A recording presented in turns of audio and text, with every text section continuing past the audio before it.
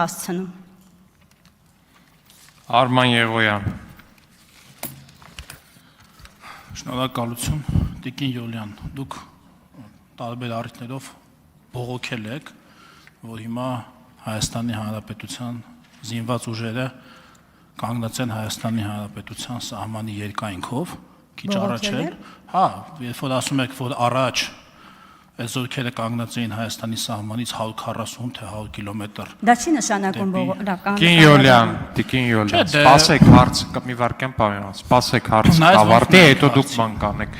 վերականգնեք պարոն Եղոյանի ժամանակ։ Քիչ առաջ էլ դուք այդպես ասացիք, որ առաջ սահմանը 140 կիլոմետր արևելք էր, հիմա այս կողմը ես ոնց այստեղ էլ որ սահմանը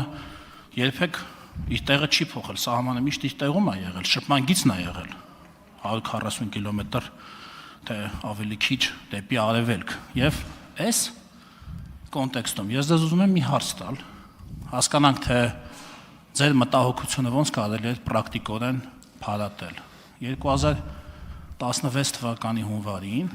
Հայաստանի Հանրապետությանը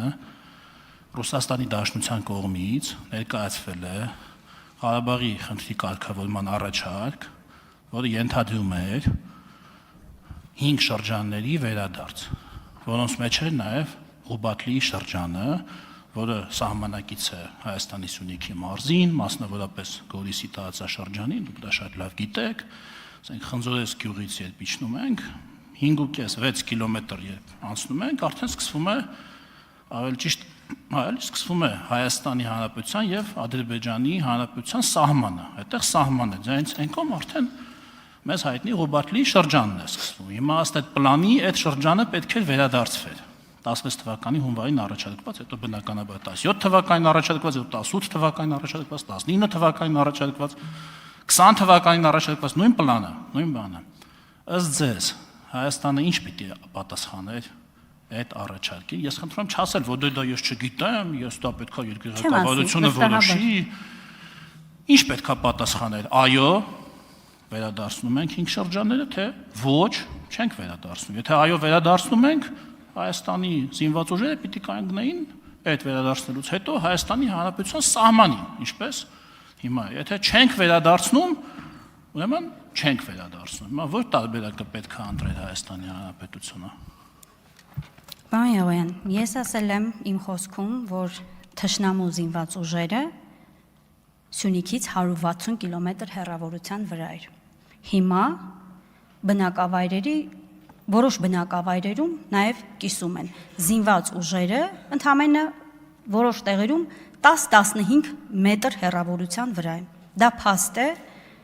եւ այդ փաստը դուք չեք կարող հերքել, ինչքան էլ փորձեք վերաշարադրել իմ ասածը, ընդ որում շեղելով բուն իմաստից։ Ինչ վերաբերում է ձեր նշած դիտարկմանը, դուք իսկապես ունեիք պատմական շանս, նորից եմ կրկնում, Հայաստանը զարգացման ճանապարհով տանելու համար,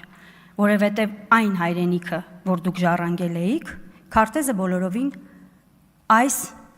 քարտեզի տեսքը չուներ, բացարձակապես։ Ձեր հարցին հետևյալ կերպ կպատասխանեմ, երբ որ դուք եկել եք իշխանության, ժողովրդին ասել եք, որ ազնիվ եք լինելու եւ որևէ որոշում հայ ժողովրդի թիկունքում չեք կայացնելու։ Դրա համար եմ ասում, դուք ունեցել եք պատմական շանս հայ ժողովրդի հետ այդ հարցը քննարկել, հանրային կարծիքը լսել, որովհետև նաև նույն ազնվության շրջանակներում ասեմ, որ այդ ժամանակահատվածում դուք ունեցել եք բավականին մեծ վստահություն։ Եվ եթե դուք ազնիվ լինեիք եւ հայ ժողովրդին ասեիք, թե ինչ եք բանակցում եւ ինչ ճանապարհով եք տանում մեր երկիրը, դուք իսկապես այսօր այստեղ կարող եք եւ չլինեիք։ Արձագանք։ Տիկին Յոլյան, հենա քննարկում ենք, էլի։ Հենա հենց հիմա ենք քննարկում։ Անպայման հենց հիմա քննարկում ենք։ Ես ձեզ հարց եմ տալիս, դուք նույնիսկ հիմա չեք պատասխանում այդ հարցին։ Այն ժամանակ պատասխանելու եք։ Եթե դուք ազնիվ եք, հենց հիմա այդ հարցին այստեղ պատասխանեք որպես Հայաստանի Հանրապետության եւ քաղաքացի եւ ազգային ժողովի падգամավոր։ Ինչ պետք է աներ անցյալ ժամանակով եմ ասում։ Պայմանական եղանակով եմ ասում։ Ինչ պետք է աներ Հայաստանի Հանրապետությունը, որ լիներ ճիշտ։ Ենթադրենք մենք ինչ որ բան սխալ ենք արել Դուք եք որոշում կայացնող, ես ուզում ճիշտ լուծումը հասկանալ, որ այդտեղից հասկանամ, կա ճիշտ լուծում, թե չկա ճիշտ լուծում, կարող է կար, ես չգիտեմ։ Ինչ պետք է պատասխաներ ձեզ հետ քննարկելուց հետո Հայաստանի Հանրապետության վարչապետը, ինչ պետք է պատասխաներ Ռուսաստանի արտգործնախարար Սերգեյ Լավրովին։ Այո, վերադարձնում ենք 5 շրջանները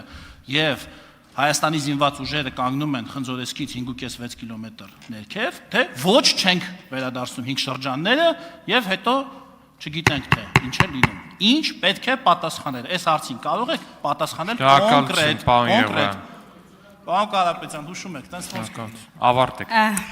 Ես մի քիչ առաջ ասացի, որ դուք ունեցել եք բացառիկ հնարավորություն ժողովրդին քննարկելու, ժողովրդի թիկունքում որոշումներ չկայացնելու։ Կարող էի գնալ այդ ճանապարհով։ Ինչ վերաբերում է դիվանագիտական մակարդակում, ես կարող եմ նաև շատ տարբեր մակարդակներում իմ նախկին աշխատանքի ընթացքում շատ փոքր մասշտաբի